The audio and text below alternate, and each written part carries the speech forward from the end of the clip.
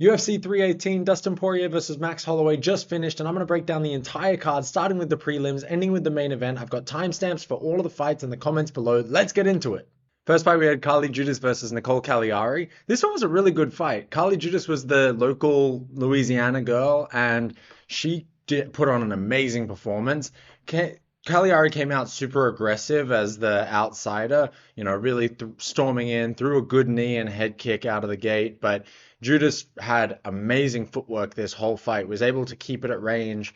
You control that aggression. She threw a good knee early, and really it was, that knee was there. She threw that a few times, but it was more the boxing footwork, the 1-2s constantly, just keeping her at bay, was battering up her face, defended like the first 7 takedowns that Caliari threw. Caliari started like shooting takedowns like you're trying to fight your older brother, where you're like, let me just try and grab your leg or something and do something, but you just land on your back. Like Carli Judice is literally just, big broing her and putting her hand on her head to like sprawl out of the way. Amazing footwork, slipping punches, bang, good 2. Honestly, it's surprising that she has such a bad record at 4-2 because she looked like a good fighter, and Nicolle Caliari had like an 8-3 record going into this. Anyway, all of that good boxing and footwork had really paid off because Caliari is still trying to like close the distance. She's finding it really hard, getting caught in that open space, in the void, as Mighty Mouse would call it. And then eventually, in the third round, Nicolle Caliari had just started to get really tired. Carli Judice throws this vicious knee up the middle, catches her right in the liver, and puts her down, and fight's over in round 3. Let's go. Moving on to Jackson McVey versus Brunno Ferreira. This one was fucking quick, man. This is McVey's debut, and I think that Brunno Ferreira was just like too much for him, honestly, to like start out in the UFC. Ferreira usually comes out super aggressive, but there was a lot of feinting to begin in this one. Eventually, Ferreira throws this like inside leg kick that gets a massive reaction out of McVey. Doesn't like it at all. So Jackson McVey then tries to take him down, like sort of takes him down, but also slithers to his back at the same time. It's a bit odd. But Ferreira clearly had way better fucking Brazilian Jiu-Jitsu than McVey does. I mean, his name's Brunno Ferreira, for God's sakes.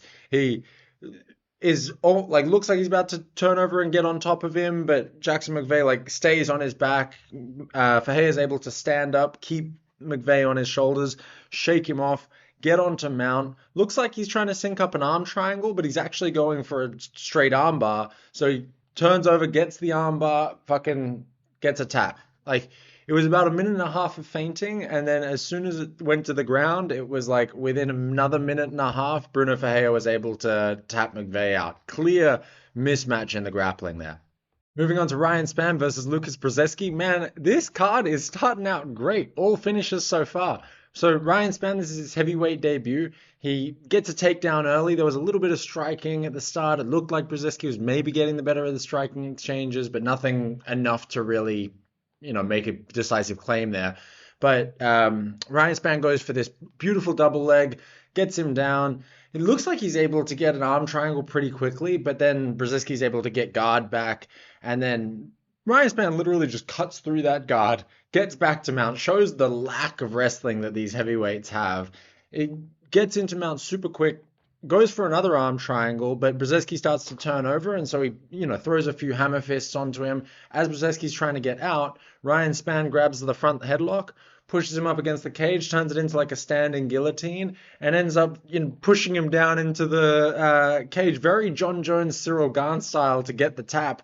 Again, another first round submission finish. Amazing job by Ryan Spann. Moving on to Jimmy Crute versus Marcin Prachnio. Man, another first round finish. This card's going to be great. Commentators were talking about Prachnio's big left kick, and literally 2 seconds later, as he's throwing it, Jimmy Crute cracks him with a big right hand.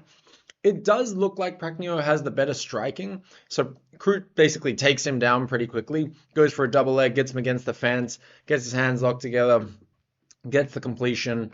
Prachnio is able to get up to his feet, but then he gets double underhooks on Jimmy, pushes him up against the fence, and Jimmy Crute throws like a judo throw, gets him onto his back. They end up scrambling back up. Prachnio lands a sweet left hook on Jimmy Crute. And it ends up getting back to the ground again. Crute basically goes for a single leg, chases it to the back, gets him down, ends up getting to mount, grabs an armbar, It looks tight. It looks like he's got him. And they start rolling around. Prachnio does everything that he possibly can to not get hit by this armbar. But eventually, after like 3 times of rolling around, Crute's able to leverage it across his own thigh, secure it with his arm in place, bend that elbow back hard, and he gets it. Gets the tap. Another first round submission finish. Jimmy Crute calls out Dustin Jacoby for his next fight, which I think would be a good fight. It's good to see Jimmy Crute back in the win column and, Aussie pride. Let's go. Moving on to Adam Fugitt versus Islam Dulatov.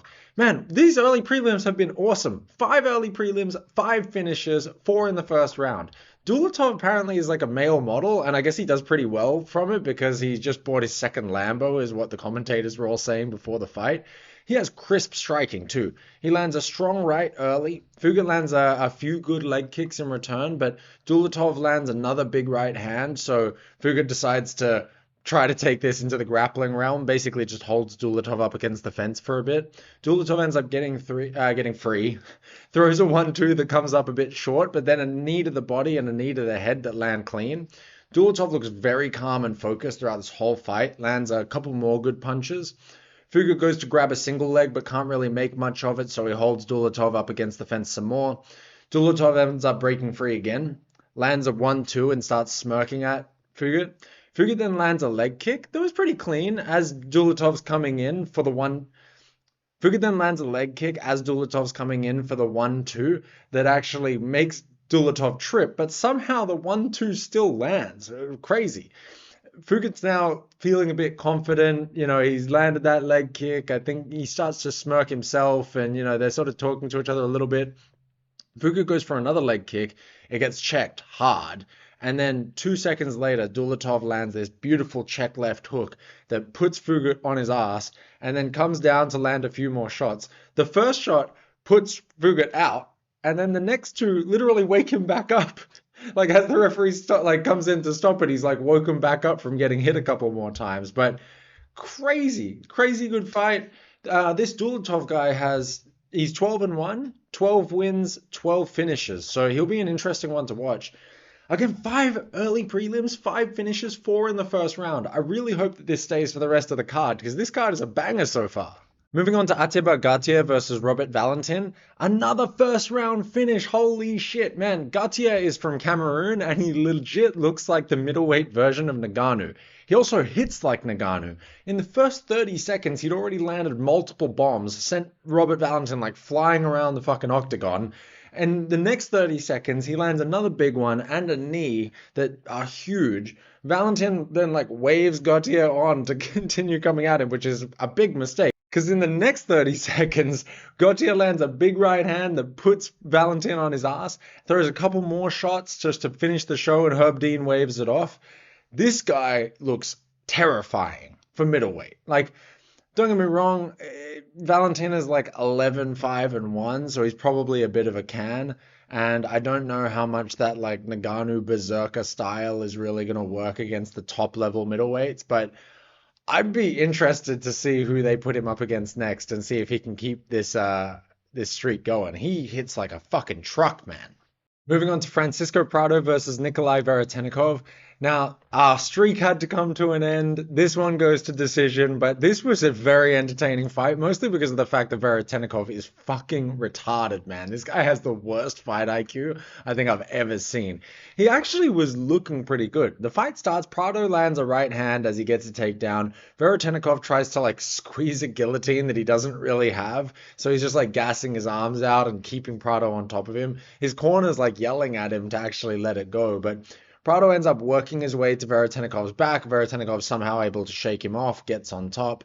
Prado looks like he's working for a triangle with Veretennikov on top. He's got his legs ready to basically go for a triangle and he's trying to work it. And Veretenikov's doing absolutely nothing to avoid this impending triangle that's coming. Prado then switches it up to an armbar that's locked in, fully locked in. But Veretennikov lifts him up, slams Prado on his head. It looked, in the moment, it honestly looked like he might slam himself into breaking his own fucking arm. But He slams Prado on his head. He's able to get free of the armbar, lands a couple of big shots right after. Veretennikov then lets Prado up and starts landing a bunch of great shots. Like, seriously, some vicious strikes to the face, awesome shots to the body, lots of fucking knees to the body that are crumbling Prado, and it looks like he's going to get him out of there, honestly. The round finishes. Obviously, round 1 goes to Veretennikov. Round 2, Veretennikov starts. He's smashing Prado. He's just coming out the same way that he left round 1. Good left hook, big knee to the head. He drops Prado with a right hand. Prado then shoots for a takedown. Veretennikov shoots for a takedown, doesn't really get it. Veretennikov goes for a spin, like a spinning kick or a spinning back fist or something like that, but nothing lands. Prado grabs his back and then slams him. They get back up. Prado's doing better on the feet now, but the harder shots are still coming from Veretennikov. But Prado then gets Veretennikov down again, lands a bunch more shots. It does enough where if that knockdown didn't happen, I probably would give the round to Prado, but because of the knockdown, round 2 goes to Veretennikov. But Veretennikov looks very tired going into the break. So round 3 starts, Prado goes for a takedown, but when he goes to lift Veretennikov off the cage, he fails and he falls with Veretennikov on top of him. Prado then gets up, lands a good leg kick that spins Veretennikov around. Veretennikov lands a knee, is looking super tired, goes for another spin and gets taken down again. Prado gets mount this time, lands some good elbows. Jason Herzog is looking super closely. We know how he likes to finish fights really early these days. But somehow Veretennikov gets out. He sort of gives up his back, but he's able to get out. Veretennikov spins again for the 3rd time in this fight. And it almost gets taken down again, but somehow it ends up with Veretennikov on top of Prado. Veretennikov still looks super exhausted. Prado gets him against the cage, lands a knee. Veretennikov now jumps a ghillie. So he takes a guillotine. He's trying to be Dustin Poirier this time. This guy is fucking retarded, man. Like, this has to be the worst fight IQ ever. You're in a very close fight. You could be 1-1. I mean, it's probably 2-0, but it could be 1-1. And you jump a fucking guillotine in the 3rd round. Prado gets on top, obviously. Stays on top, does a bit more damage. Definitely wins round 3. Really, it all just comes down to how the judges score round 2. It ends up going to a split decision, and Veretennikov ends up taking it away. But really, he deserves the win because I do think that with the knockdown in round 2, he gets it. But he does not deserve it based on just fighting like the biggest shit cunt you've ever seen in your life. Holy fuck, man. Moving on to Marvin Vettori versus Brendan Allen. Man, this fight was a banger. These guys hate each other. They actually threw hands outside of the cage in a casino recently, but Vettori clips Brendan Allen with a right counter right out of the gate. Allen gets Vettori down, lands some good ground and pound, gets Vettori's back and has a hold of the neck, but Vettori's able to defend. Allen has a hook in against the cage, gets Vettori's back standing against the cage, ends up throwing Vettori down. Vettori's able to reverse and get on top. Allen goes for a heel on the way, but he doesn't really get it. Vettori lands some ground and pound, being very aggressive. Vettori has Allen's back now. Allen then rolls so that Vettori gets mount, then rolls again so that he's on his knees and crawls over to the cage. Vettori lands some good elbows on the break, and that was basically the last time that these guys grappled for the rest of the fight. They're trading shots like crazy. Allen's landing quicker. It does seem like he's just quicker to the punch. Overall, it seemed like Vettori was landing the more thudding shots and the bigger shots and putting more into his shots, sitting down on them more. But Vettori's always had this issue where, he just doesn't have snap in his punches. He doesn't have knockout power or that real damaging power for some reason, even though he's such a big guy. Vettori does land some good hooks, lands some strong straights as well. Allen goes in for a flying knee, but Vettori catches him with a good left hook on the way in. I would have honestly given round 1 to Marvin, even though he looks like he's bleeding more. He does look like he's taken more damage because of the blood. But I think that was just because of one shot early in the round.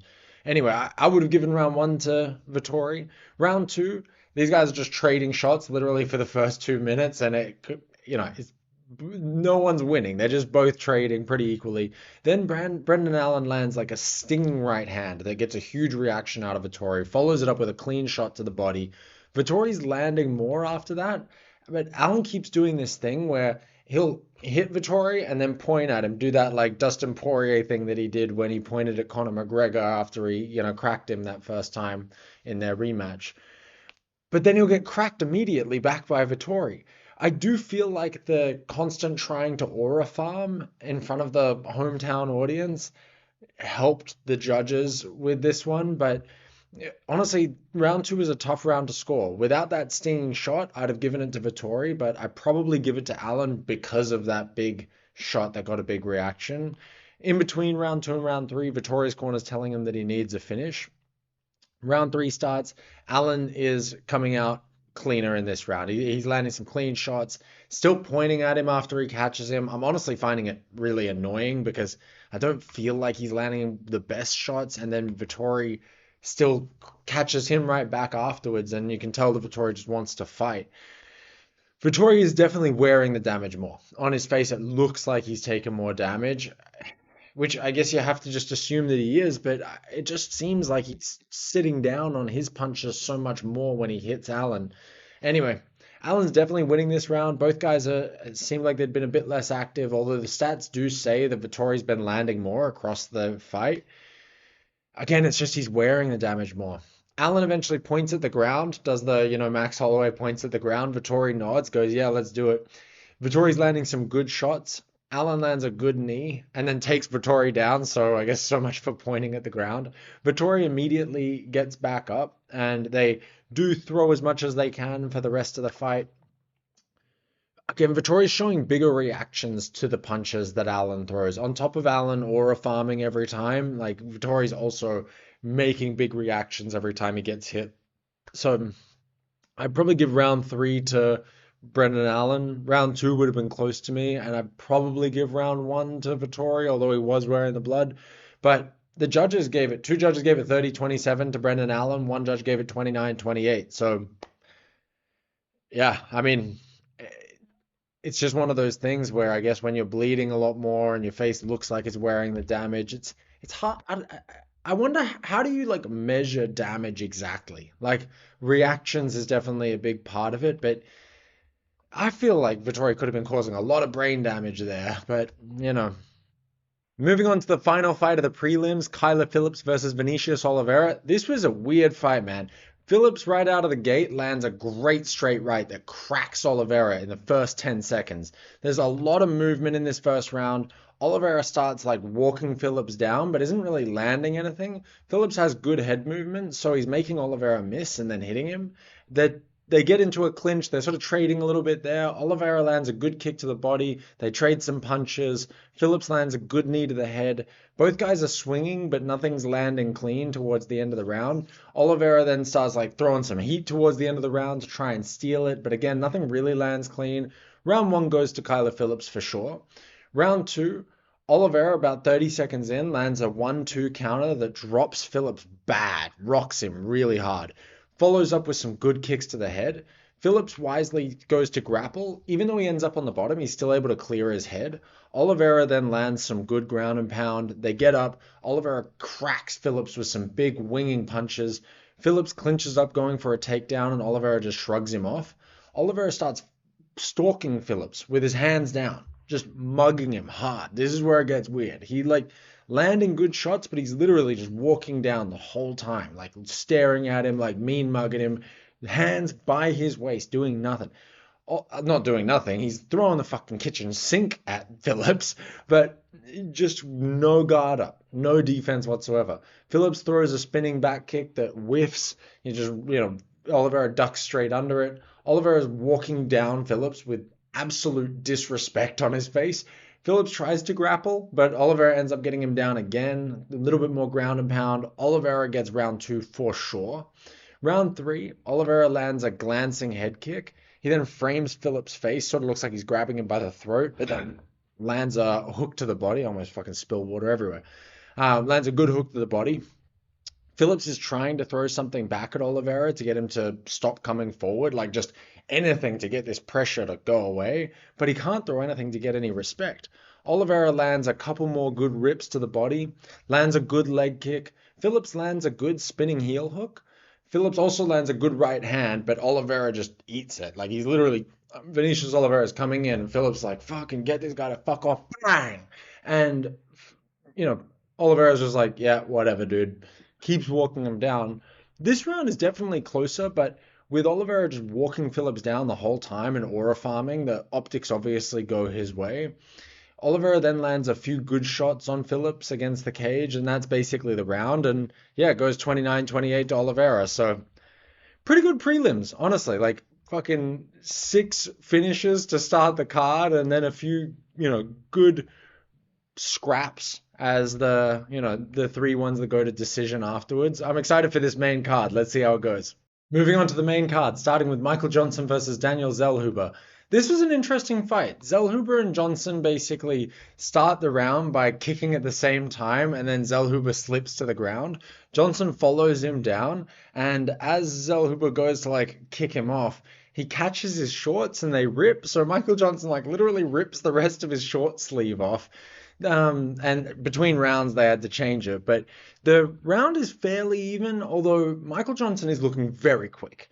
He's basically waiting for Zellhuber to throw and then just throwing a fast and strong combo himself, so ending up landing 2 to 3 punches for every 1 kick or punch that Zellhuber throws.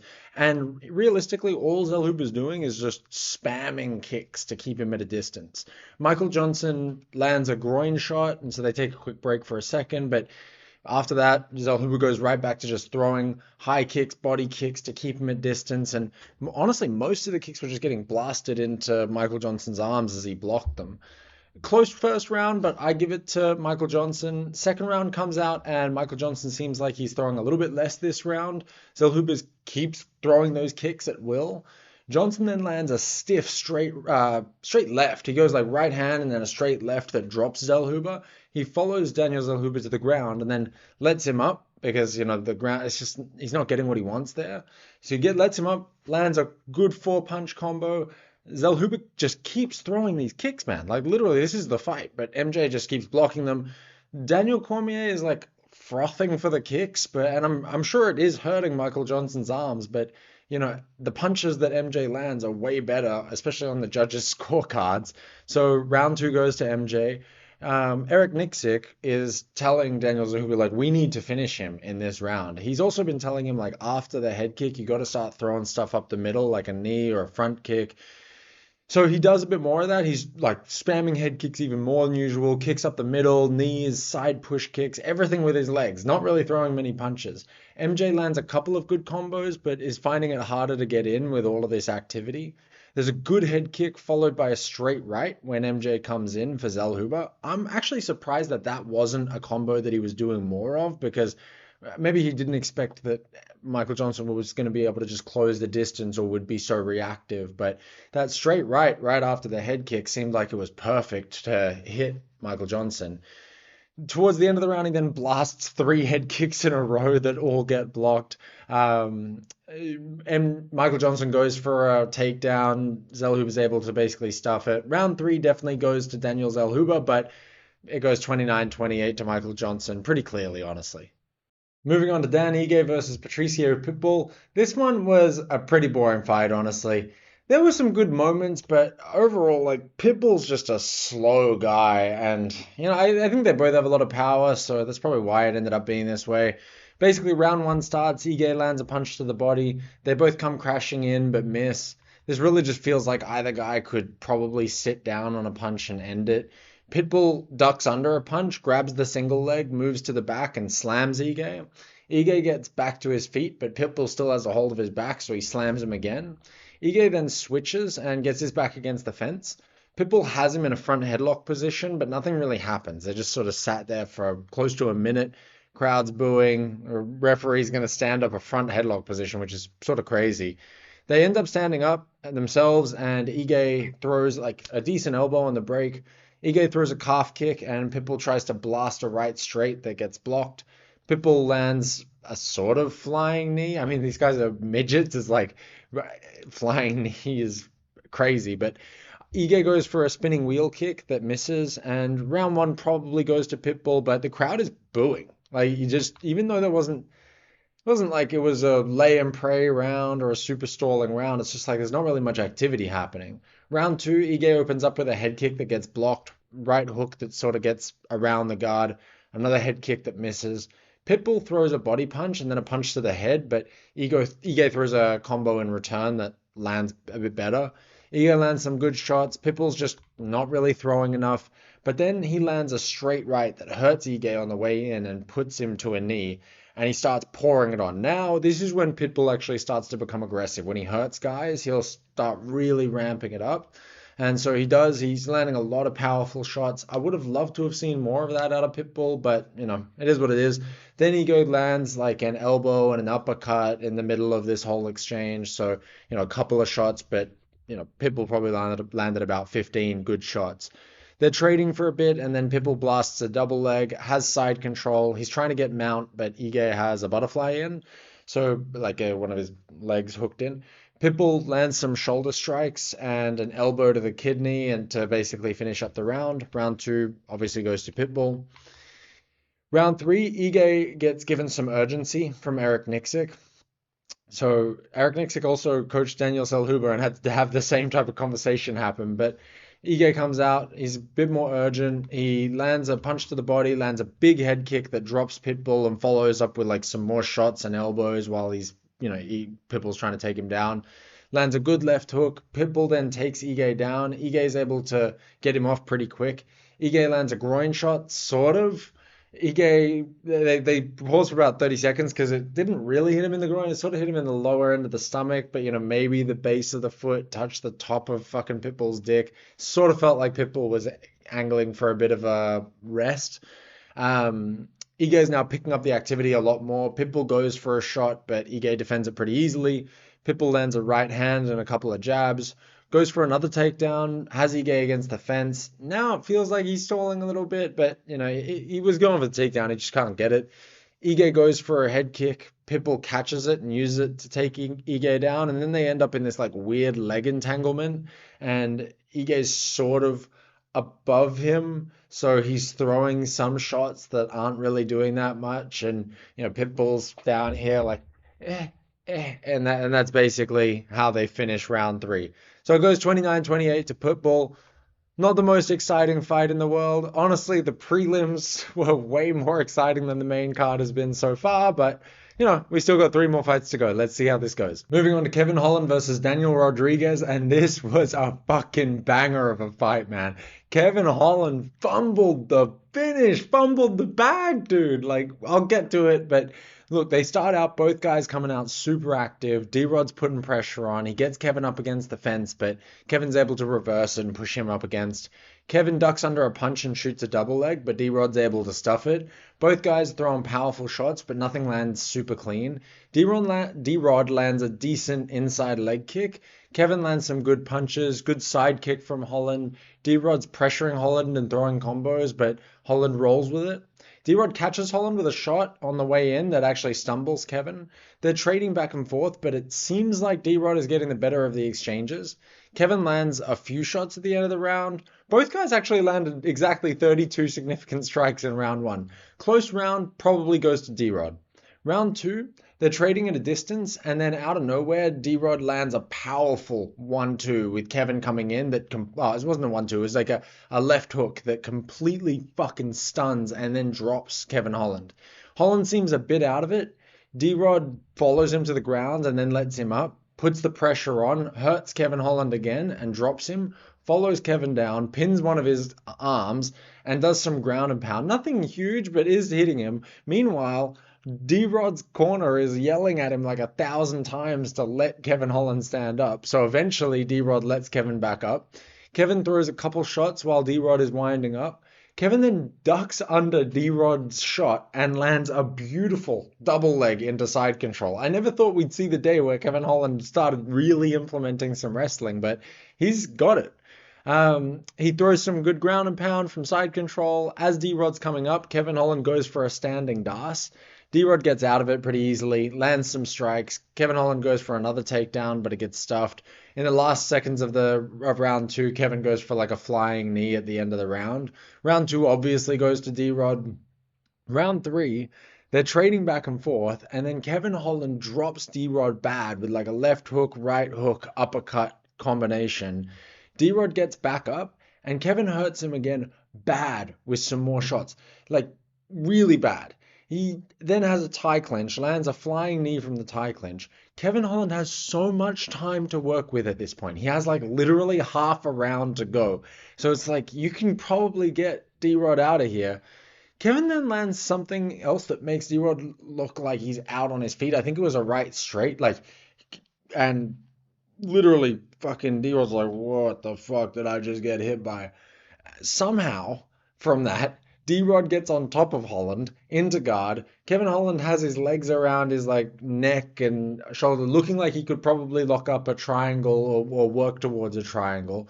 But D-Rod gets through the guard, basically like knife through butters his way into mount. So even though Kevin Holland's been working on his wrestling takedowns, he hasn't worked on his wrestling defense from the bottom. I think he's too confident in his submission skills probably. But yeah, D-Rod butters his way to mount. Kevin Holland's able to get him off, but then shoots again. D-Rod goes for like a guillotine-ish, Darce-ish type of choke that ends up with D-Rod getting mount again on Kevin Holland. So Kevin Holland with half the round left and a borderline completely unconscious D-Rod somehow isn't able to get him out of there. Fumbles the finish. D-Rod gets the 29-28 decision, but I'm pretty sure that's going to get fight of the night. Moving on to Paulo Costa versus Roman Kopylov. Vintage Paulo Costa is back. I finally got one of my picks right on this card. My first 3 were wrong, but this one was right, and it pretty much happened exactly like I called it. Costa came out with classic aggression to begin the fight, throwing a lot of low kicks, body kicks, decent amount of punches. There was lots of hand fighting due to Costa being orthodox and Kopylov being southpaw. That was also making it hard for Costa to get through and let his hands go, but he was keeping Kopylov away with his kicks. So now that Kopylov is trying to like force his way through, Costa was finding openings for his punch combinations. Costa then goes high with the head kick twice, and they sort of got blocked, but also sort of land, because when Costa throws those kicks, he puts so much into them that they are doing a bit of damage. It's about 10 strikes to 2 for Costa with a minute and a half left in the first round, and then Costa lands a hook as Kopylov comes in that drops him. Kopylov's mouthpiece comes out. Costa lands a bunch of strikes to Kopylov while he's holding Costa's leg and trying to hide his head. They eventually get up and striking. It seemed like Herb Dean hadn't noticed that Kopylov's mouthpiece had fallen out, but eventually Herb stops it to give Kopylov his mouthpiece back, and he gives it back cheekily, sort of like a, oh, did you forget something? It's like, dude, you could have stopped this like 10 times already. Anyhow, there's like 41 strikes to 11 with 10 seconds left. Round 1 obviously goes to Costa. Round 2, Costa's unloading the kicks again. Leg kicks, body kicks, lands a good hook as Kopylov's coming in again. Kopylov's biting on all the feints as well. Like, Costa will do that, and then fucking Kopylov basically jumps out of the octagon. Big body kick for Costa, right straight to the head, followed by a right hook to the body for Costa. Big high kick for Kopylov, but it's blocked by Costa. Paulo Costa looking again like the vintage version of himself, just winning on activity. The eraser is back. Good boxing, double left hook to the body and then a left hook to the head. Lands a beautiful right straight that stuns Kopylov and starts to pour it on for a second. Very reminiscent again of that like eraser style that he used to have back in 2019. Good middle kick to the body, or like front kick to the body, followed by a great overhand right. He like goes front kick to the body and then dips out of the way of a punch and just lands one straight on Kopylov's face. Good right jab by Kopylov from that southpaw stance, followed by a body kick. The 2 front kicks to the body for Costa. They trade some more good shots to end the round. Round 2 goes to Costa again for sure. Round 3, good inside leg kick, followed by a front kick to the body for Costa. More of the same of what's been happening in this fight for the first 2 minutes. But then Kopylov stings Costa with a big right hand. Nothing crazy, but definitely stuns Costa for a second for sure. Kopylov starts getting urgent, putting a lot of pressure on, definitely doing more in these exchanges, but Costa is still firing back with a lot of heat and still outlanding Kopylov in this round. Beautiful right straight from Costa that stuns Kopylov, and then he points it. Kopylov does the Brendan Allen good finishing touches on the round for Costa. It was a close round. I wasn't sure who you would give that one to, but definitely Costa's fight overall. Two of the judges went 30-27 to Costa, one went 29-28. So I guess that third round was a bit up for debate. Costa then calls out Khamzat Chimaev in his post-fight interview, calls him a motherfucker, calls him an asshole, all of this type of stuff, talks about the fact that he's been DMing, Khamzat's been DMing Paulo Costa's wife. Look, I'm all for beef, and I appreciate him calling a guy like Khamzat out, because Khamzat's crazy and probably is going to murder him. But I don't know if that's the best fight for the UFC to make for Paulo Costa. I'd actually like to see Paulo Costa versus Brendan Allen after, Allen's fight with Marvin Vettori. Marvin Vettori had beaten Costa in the past. They both like to do their aura farming, pointing at each other. So I think that one would actually be a pretty fun fight.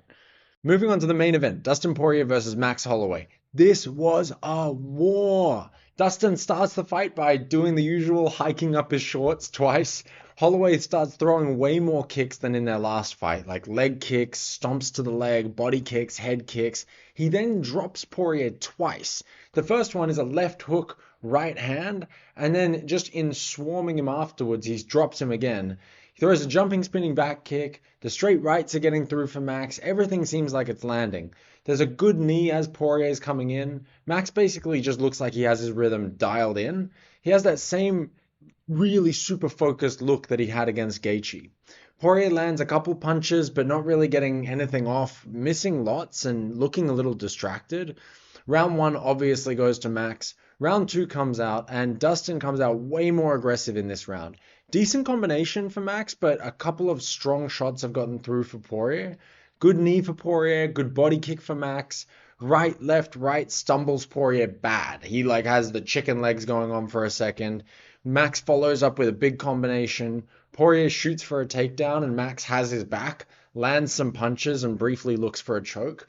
Poirier then tries to reverse, ends up on his back, which is definitely a better position than what he was in, but has Max in half guard, dropping elbows on him. They then get up. Poirier lands a couple good shots and a knee. Another combo of basically the same thing. A couple good shots and a knee. And then Dustin drops Max late in the round with a left hook, right hook that gets around the guard and sort of gets Max on the back of the head. Max drops to both of his knees, but it was interesting to see whether or not that outweighs the chicken leg or the chicken dance that Max was able to make Dustin do earlier in the round. Either way, after dropping Max, Dustin then jumps a ghillie, and it looks very close. He has his legs wrapped around, he's got it tied in, he's in the mounted position. That would have been crazy. It would have been absolutely insane if the final fight of Dustin Poirier's whole career, he actually jumps the ghillie and gets it. He would have been able to get that statue in his front yard. I think round two goes to Holloway, but Dustin might have stole it at the end with dropping him and getting that submission attempt. Round three, they're trading back and forth for the first minute or so. Neither guy's really getting the edge by the halfway point of this round. Max then lands a nice combo, followed by another one, and it really does feel like he's starting to pull away. With about a minute left, the stats were 25-17 in significant strikes to Holloway. But if something big happens, either guy could easily take it. They're also talking to each other with 10 seconds left in the round. It looked like Dustin Poirier was doing sign language. I think they were basically just talking about how many good shots they landed on each other. I think round three goes to Max. Moving into round four, Poirier is honestly just being too friendly. When Max lands a shot, he tells him he did a good job. Honestly, if he wanted to win this fight, he had to get dirty. Poirier was doing decent with pressure, but then Max would just land a great combo. Poirier lands his own combo. This fight is going back and forth the whole time, seriously. Max had stopped throwing his kicks by 90% by this point, which I think was a real, I'm not going to say a mistake, he won the fight, but that was such a key part to him doing really well at the start of the fight, because it just had Poirier wondering where everything was coming from, and then he was able to get some of those other punches through. But by reducing his kicks a lot, it made him a lot more predictable. Both guys were landing, but it did seem like Max was just landing the bigger punches and more often. Maybe not necessarily the bigger punches, because Dustin could load up and land a big punch, but Max was more frequently landing bigger punches. Poirier was also looking like he's just sick of being in there, honestly. It started to feel like in round four, he was like, why did I decide to do another fight? I could have just like ended this after the Makhachev fight and, rode off, but I decided to be in here for another 25 minutes with an absolute monster like Max. With about 20 seconds left in round four, Max was up on significant strikes for the round 40-24. Max then lands a jumping, spinning back kick to the throat. I feel like I'm probably biased, but I think that Max won this round too. And then in round five, Max lands a good straight to open the round, very back and forth round. Every time I feel like Poirier is winning the round, Max lands some good shots. And then with about a minute and a half left, Max lands a couple good combos that get good reactions from Poirier. But then Poirier lands a big combination back on Max. So it's just a crazy back and forth fight. Seriously, it was wild. This could definitely go down as one of the fight of the year candidates. I would be interested to see what would top it. Anyway, with like 10 seconds left or 20 seconds left, Max points at the ground and does the whole like, we're gonna go crazy here. But it looks like Poirier wasn't ready for it, because Max starts going crazy and like tags Dustin a bunch, like with really hard shots. And then Dustin just clinches Max to like ride out the last few seconds of the fight. Fight ends. Max gives Dustin a nice kiss on the forehead. They hug, they embrace. They're obviously they really like each other. It's an interesting fight for them to choose, but I did like what Cormier was saying after the fight. Cormier and Felder. Is it Felder that's the other commentator? I'm pretty sure. But anyway, they were like talking about the fact that Dustin Poirier has elevated the lightweight division so many times, and he was able to probably do it again with Max and actually elevate Max into the lightweight division. I am happy for this result. Like, Max ended up winning 49-46, and prior to the fight, I had been thinking like, God, what if Max loses this? Like, what do? You can't go back to featherweight. There's nothing really for you there. What do you do at lightweight at this point? Because Ilya is now the champ. It's just like, it would have been really brutal for Max to lose. So I'm glad he won. It was an incredible retirement fight for Dustin Poirier, an incredible win for Max Holloway. I'm glad that he was able to get that one back. The UFC put on like a nice retirement love letter for Dustin Poirier to, show their appreciation. They had Chael Sonnen and Izzy and Alex Volkanovski. I was a little surprised at the... I'm about to sneeze. But I didn't sneeze. I hate that feeling. I was really surprised at... I'm about to sneeze. Stop it. I I was surprised that they chose like Volk and Izzy and Amanda Nunes as like the people to be in that video. I mean, I guess who else are you gonna pick? Like, it's not like you're gonna get Khabib or Islam to ever make a video like that or anything. So anyway, it was a really cool event. It dragged a little bit because every single fight on the main card went to decision, whereas like the prelims started as like a fucking finish, first round finish, first round finish, first round finish. I was like, this could be amazing, and then just decision for the last 7 fights. But tell me what you thought. I'm curious. Like, what did you think of this card? What did you think about Dustin Poirier's retirement letter from the UFC? I feel like for myself personally, I've given Dustin a lot of hate in the past, but I actually really respected him a lot more after this fight. How he went in there, how he handled himself. A guy I know that I was talking to recently was like talking about how Dustin Poirier is always classy in defeat, and that is very true. I do think he can sometimes act a little bit entitled, the Legends only fight for his last fight, but you know what? Give it to him. He does always put on a good fight. I feel like I've just been a hater, honestly. I've come around. I do respect Dustin Poirier. I'm glad that he's retired so that the division can, get some fresh blood going. But yeah, tell me what you think. And if you like this video, like it, comment, subscribe, do all that stuff. I'm really trying hard to build this channel and make more of a path in the MMA universe, and I would love your support. It means the world. Anything that you can do to help these videos get into the algorithm a little bit more, get seen by more people, it really means a lot. I appreciate it. Seriously. See ya.